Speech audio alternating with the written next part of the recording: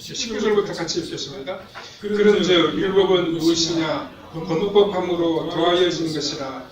천사들을 통하여 한 중보자의 손으로 베푸신 것인데 약속하신 자신이까지 있을 것이라.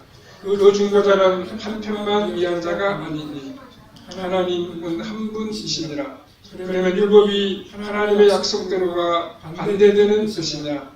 결코 그럴 수 없느니라. 만일 영이 살게 하는 율법을 주었더라면 우리가 반드시 율법으로 말미암았으리라. 그러나 성경이 모든 것을 죄 아래 가두었으니 이는 예수 그리스도를 믿음으로 말미암는 약속을 믿는 자들에게 주려 함이라.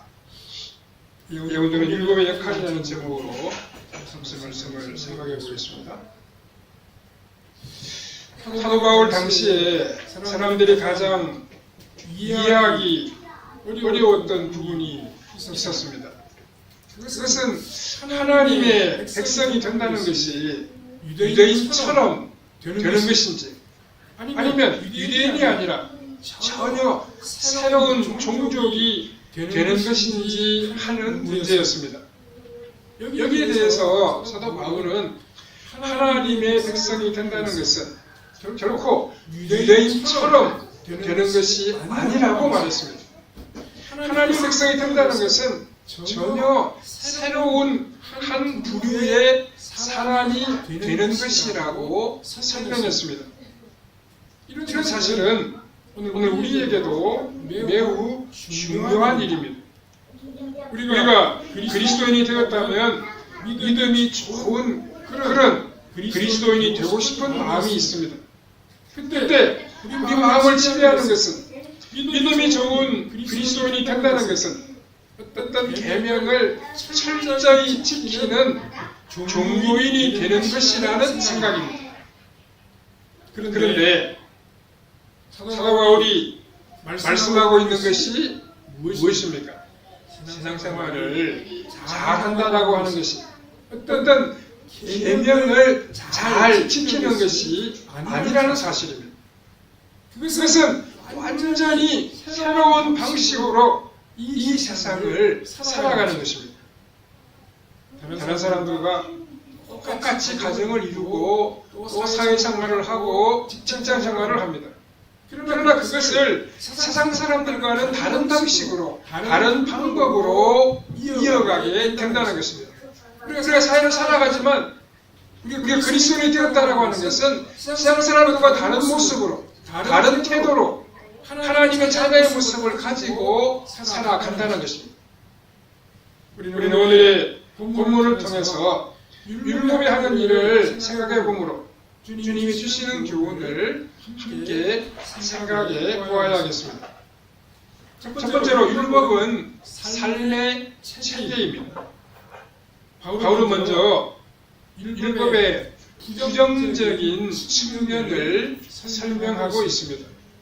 19절에 보면 그런즉 율법은 무엇이냐? 범법함으로 더하여진 것이라. 천사들을 통하여 한 중보자의 손으로 베푸신 것인데 약속하신 자손이 오시기까지 있을 것이라 라고 했습니다. 여기서 율법이라고 하는 것은 어떤 삶의 체계로서의 율법적인 삶을 의미합니다. 율법은 처음부터 끝까지 그것의 삶의 체계를 지니고 있습니다. 우리는 하루하루를 그냥 살아가지 않습니다.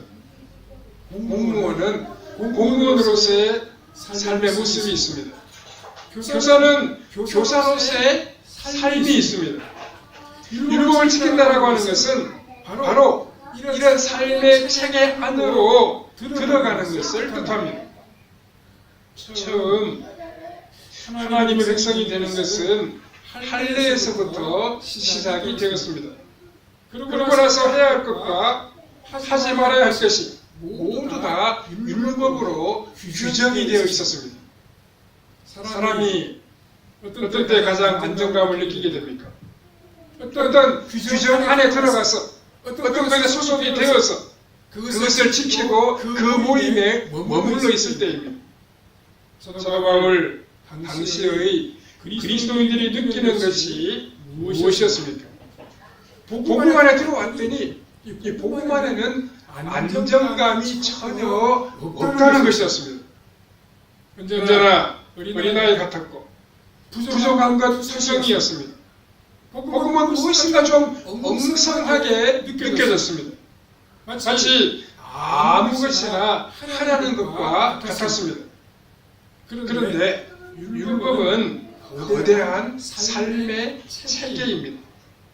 그 안에 들어가 있으면 무엇인가 안심이 되는 것이 있었습니다. 그러나 복음은 사람을 해방시켜 놓고는 아무것도 가르쳐 주지를 않습니다. 무엇인지 알아서 한번 잘 해보라는 것입니다. 그러니까 얼마나 불안정합니까? 사람은 무슨 구체적인 목표가 있어야 힘을 낼 수 있습니다. 사도 바울이 지금 말씀하고 있는 것이 무엇입니까? 원래 하나님께서 약속하신 것은 아브라함의 언약입니다.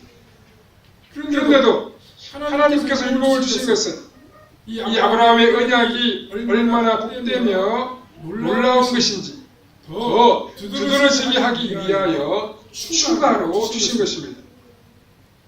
본문 19절에 보면 그런즉 율법은 무엇이냐 범법함으로 더하여진 것이라 이렇게 말하고 있습니다.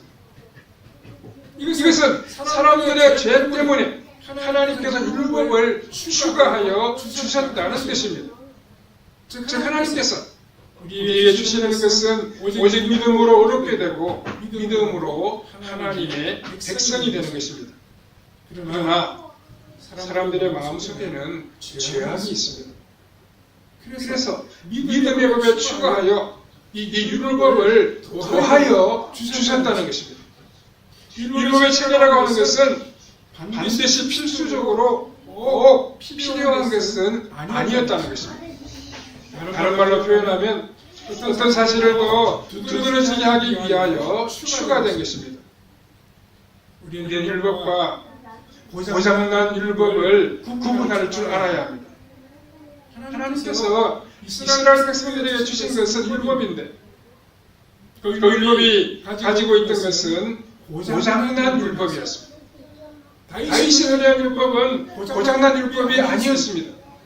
시편 19장 7절에서 9절에 보면 여호와의 율법은 완전하여 영혼을 소생시키며 여호와의 증거는 확실하여 무둔한 자를 지혜롭게 하며 여호와의 교훈은 정직하여 마음을 기쁘게 하고 여호와의 계명은 순결하여 눈을 밝게 하시는도다. 여호와를 경외하는 눈은 정결하여 영혼까지 이루고 여호와의 법은 진실하여 다 의로우니라 라고 했습니다. 원래 하나님께 준 율법은 아름답고 복된 것입니다. 그것은 우리의 영혼을 기쁘게 하고 우리를 순결하게 살아가도록 만들어줍니다. 그러나 한번 고장난 율법은 더 이상 아무것도 아닙니다.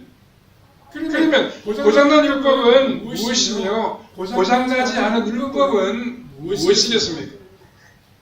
우리가 율법을 그러니까 하나님 말씀을 사랑해서 그것을 지키면 그 율법은 제대로 된 것입니다. 그러나 사랑하지 않는 마음으로 억지로 율법을 지키려고 하면 그 율법은 우리 삶에 아무것도 아닙니다. 즉 스스로 기쁨으로 율법을 지키려고 하는 사람들에게 율법은 너무도 복되고 아름다운 것입니다. 반면에 율법을 지키려고 하지 아니하면 그 율법은 우리에게 별로 상관이 없습니다. 율법 안에 있는 사람들이 정직했다면 모두 사도 바울의 말에 동조했을 것입니다. 곧 율법은 원래 참 아름다운 것이었다. 그러나 순종할 마음이 없는 죄인들에게는 아무런 소용이 없다는 말입니다. 불순종하려고 하는 사람들이 붙들고 있는 율법은 고장난 율법에 불과합니다.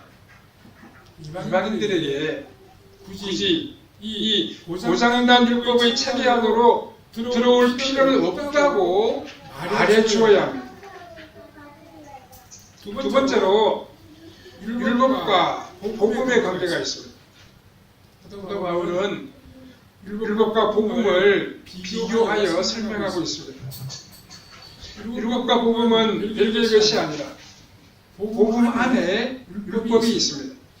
율법은 하나님께서 우리에게 원하시는 의로운 삶을 구체적으로 표현하고 있습니다. 복음이 지향하는 것이야말로 하나님이 원하시는 의로운 삶입니다. 그러나 사도 바울이 여기서 비교하는 것은 삶의 체계로서의 율법과 삶의 체계로서의 복음입니다. 복음이라고 하는 것은 단순히 죄에서의 해방만이 아니라 삶의 체계입니다. 전달 과정에서 율법은 복음에 뒤떨어집니다. 율법은 천사가 중보자에게 주었다고 했습니다. 여기서 중보자라고 하는 것은 모세를 뜻하는 말입니다. 율법은 하나님께서 직접 주신 것이 아니라 천사를 통하여 주셨고 모세라고 하는 중개인을 사용하셨습니다. 그러나 복음은 하나님께서 육신으로 직접 오셔서 자신의 입으로 직접 말씀해 주셨습니다. 그러므로 복음은 최고의 권위를 지니고 있습니다. 뿐만 아니라 율법은 능히 살게 하는 율법이 아니었습니다. 21절 말씀을 보시면 능히 살게 하는 율법이라고 말씀하고 있는데 율법은 능히 살게 하는 율법이 아니었습니다. 능히 살게 한다는 것은 아무리 불순종하고 또 거역해도 붙들어서 살게 하는 것이 능히 살게 하는 것입니다. 그러나 율법은 그런 역할을 감당하지를 못했습니다. 자기 스스로 하나님의 말씀을 살아가고 순종하는 자에게 율법이 복음이었습니다. 그러나 하나님 말씀을 싫어하고 거역하는 사람들에게 율법이 할 수 있는 것은 아무것도 없습니다. 하나님을 사랑하지 않는데 율법을 지키려고 하는 마음이 없는데 그들에게 율법이 무슨 소용이 있겠습니까? 하지만 예수님이 나의 죄 때문에 십자가에서 죽으셨다는 말씀은 죄인들의 마음을 사로잡는 복음이었습니다. 그들은 그 말씀을 무시하고 자신의 갈 길로 갈 수가 없었습니다. 복음은 악한 자들에게도 역사하는 힘이 있습니다. 거역하는 자에게도 예수님의 사랑은 큰 능력이 있습니다. 그리고 22절에서 그러나 성령이 모든 것을 제 아래에 가두었으니 이는 예수 그리스도를 믿음으로 말미암는 약속을 믿는 자들에게 주려 함이라 라고 했습니다. 종교적인 행위가 요구하는 것이 무엇입니까? 완전한 거룩함입니다. 그러나 그렇게 살아보면 완전한 거룩이라고 하는 것이 불가능하다는 것을 알게 됩니다. 항상 우리 마음속에 불안한 것이 무엇입니까? 기도가 좀 부족하고 성경을 묵상하는데 늘 부족하다는 것입니다. 내가 신앙생활에 참 모자라는 것이 많구나 하는 것을 우리가 때때로 느끼게 됩니다. 이처럼 끝없이 시도하다가 많은 것이 바로 율법의 행위입니다. 그런데 복음은 무엇입니까? 하나님께서 우리를 있는 그대로 받으시는 것입니다. 우리가 좀 모자라고 우리 하나님 마음에 들지 못한 부분이 있다고 해도 하나님은 우리를 그대로 받아주십니다. 있는 그대로 충분하다고 때로는 말씀해 주시기도 합니다. 그러고 나서는 어떻게 됩니까? 이제는 많은 것을 생각할 필요가 없습니다. 하나님께서 하나씩 시키는 것만 하면 됩니다. 앞으로 일어날 일을 미리 앞당겨서 걱정할 필요도 없습니다. 죽으면 죽고 살면 또 하나님 주시는 대로 하루씩 살아가면 됩니다. 하루하루 살면서 하나님이 기뻐하시는 일 한 가지나 두 가지를 실천하면서 살아가면 됩니다. 작은 일에서부터 순종하며 하나님의 뜻을 이루어드리면 됩니다. 혹시 그렇게 살아가지 못한다고 하더라도 우리 자신을 비하하거나 학대할 필요가 없습니다. 나는 안 되구나 이렇게 낙심할 필요도 없습니다. 왜냐하면 우리 사람은 다 연약한 존재이기 때문입니다. 세 번째로 더 영광스러운 구원의 방법이 있습니다. 22절에서 그러나 성경이 모든 것을 죄 아래에 가두었으니 이는 예수 그리스도를 믿음으로 말미암는 약속을 믿는 자들에게 주려 함이라 라고 했습니다. 성경이 모든 것을 다 죄 아래에 가두었다고 했습니다. 이것이 무슨 말이겠습니까? 성경을 잘 모르는 사람은, 하나님 말씀을 잘 모르는 사람은 성경이 말하는 죄가 무엇인지를 당연히 알지 못합니다. 성경을 모르는 사람이 죄라고 인정하는 것이 무엇입니까? 그것은 나라가 정한 법률을 지키지 않는 것입니다. 또 인간적인 도리를 다하지 않는 것에 대해서 때로는 미안한 마음을 가지게 됩니다. 다른 사람의 물건을 잠시 핑계 쓰는 것 때문에 미안한 마음을 가질 수 있습니다. 그렇다고 해서 죽을 죄를 지었다 그렇게 생각하지는 않습니다. 부모님께 자주 문안 인사를 드리지 못하면 미안한 마음을 때때로 가질 수 있습니다. 그러나 근본적으로 죄가 무엇인지는 잘 모릅니다. 좀 더 양심적인 사람은 어떻습니까? 자기 양심을 속인 것에 대해서 죄책감을 느낄 수 있습니다. 자기 자신에 대해 충실하지 못한 것에 대해서도 때로는 실망을 하기도 합니다. 내가 이거밖에 안 되는 사람인가 이렇게 실망하는 마음을 우리가 가질 수 있습니다. 매일 어떤 일을 하기로 했는데 하지 못했으면 스스로 부끄러워하기도 합니다. 그러나 하나님 앞에서 죄를 범한다는 것이 무엇인지 잘 알지 못합니다. 그런 의미에서 하나님을 모르는 사람들보다 하나님을 아는 사람이 더 많이 죄책감을 가지게 됩니다. 처음 예수님을 믿을 때보다 예수님을 믿으면 믿을수록 더욱더 심한 죄책감을 느낄 수도 있습니다. 그래서 제가 처음 예수님을 믿게 되었을 때, 처음 예수님을 영접하게 되었을 때 해결할 것이 별로 없었는데 하나님을 깊이 알아가면 알아갈수록 죄에 대해서 더 민감하게 되고 또 더 철저히 회개하는 생활을 하게 됩니다. 예수님을 처음 믿을 때에는 과거에 예수님을 모를 때 한 일에 대해서 별로 부끄러워할 줄을 모릅니다. 그러나 예수님을 믿고 나서 보니까 과거에 내가 한 일이 참 너무나 부끄럽고 창피스러워집니다. 그래서 과연 이런 죄를 짓고도 구원 얻을 수 있을까 하는 의심이 들 정도로 과거의 죄에 대하여 아주 예민하게 반응할 수 있습니다. 옛날에는 어떤 구체적인 행위를 하지 않았으면 죄라고 생각하지 않았는데 이제는 생각한 것만 가지고도 죄책감을 느끼게 됩니다. 우리 마음속으로 잘못한 것에 대해서도 내가 잘못했구나 이런 생각을 하게 되는 것입니다. 그럴 때마다 우리는 무엇을 붙잡아야 됩니까? 그런데 우리는 누구를 바라봐야 됩니까? 우리 주님의 십자가를 붙들어야 됩니다. 우리 주님을 바라봐야 됩니다.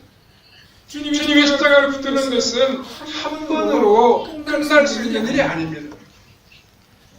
물론 주님께서 단번에 우리 모든 죄를 다 해결하여 주셨지만 우리는 죽을 때까지 이 십자가를 붙들어야 부끄러움을 당하지 않습니다.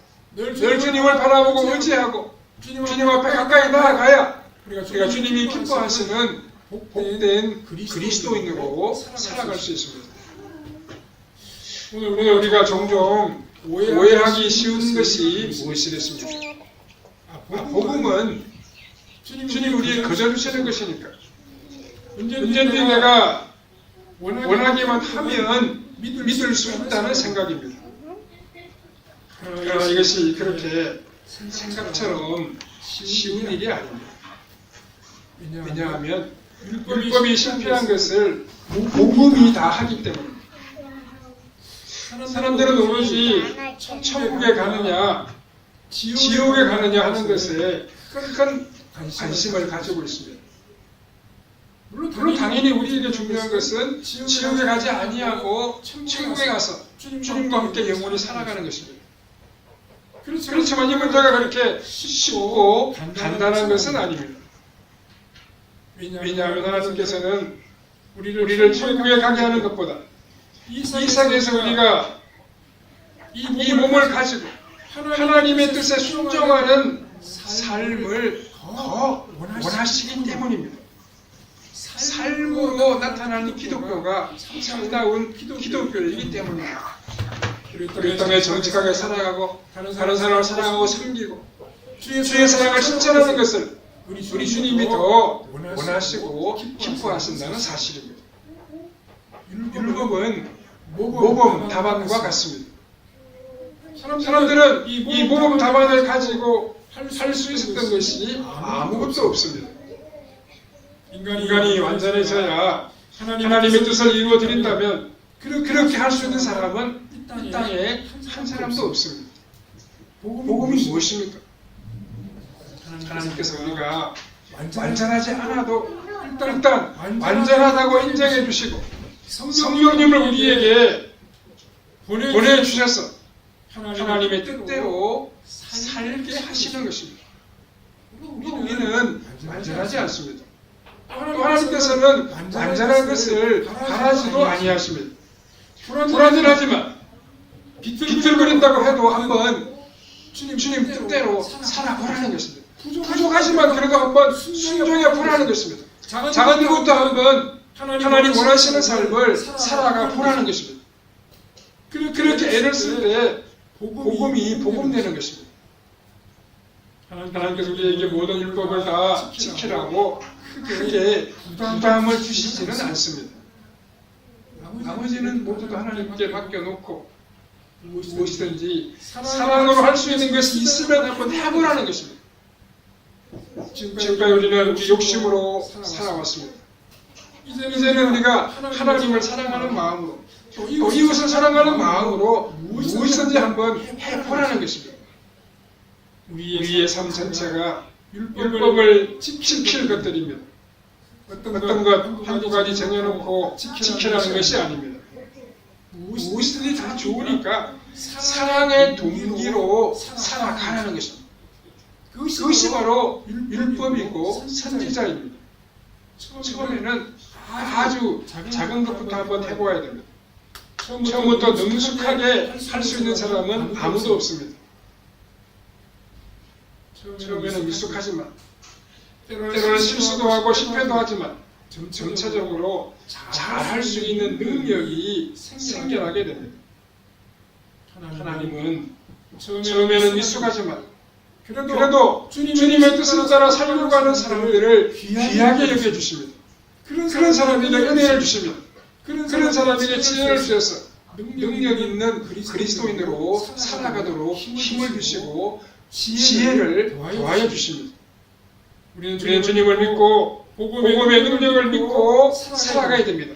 주님을 믿는 마음으로 말씀에 순종하면서 하루하루 작은 일에서부터 그리스도인의 뜻된 삶을 펼쳐가야 됩니다. 그럴 때 주님이 함께 하시고 도우시며 우리로 하여금 능력 있는 그리스도인으로 살아가도록 은총을 베풀어 주십니다. 아주 작은 일에서부터 성령님이 주시는 믿음으로 살아가며 순종하며 나아감으로 하늘의 부유함을 받아 누리는 성도님들의 삶이 다 되시기를 바랍니다. 사랑하는 하나님 감사합니다. 우리가 주의 교훈을 듣고 주의 말씀을 듣고 살아가는 사람들입니다. 주의 말씀의 원리는 모든 것을 사랑으로 하는 것이라고 말씀했습니다. 하나님을 사랑하는 마음으로 살아가고 이웃을 사랑하는 마음으로 살아갈 때 우리가 모든 율법을 다 지킬 수 있고 하나님의 뜻을 이루어 드릴 수 있을 줄로 믿습니다. 우리 모두가 주의 뜻에 순종함으로 하루하루 작은 일에서부터 하나님 말씀에 순종함으로 하나님을 영화롭게 드리며 하나님 주시는 놀랍고 능력 있는 삶을 펼쳐가는 우리의 발걸음이 되게 해주시기를 원하옵고 예수님의 거룩하신 이름으로 기도하옵나이다. 아멘.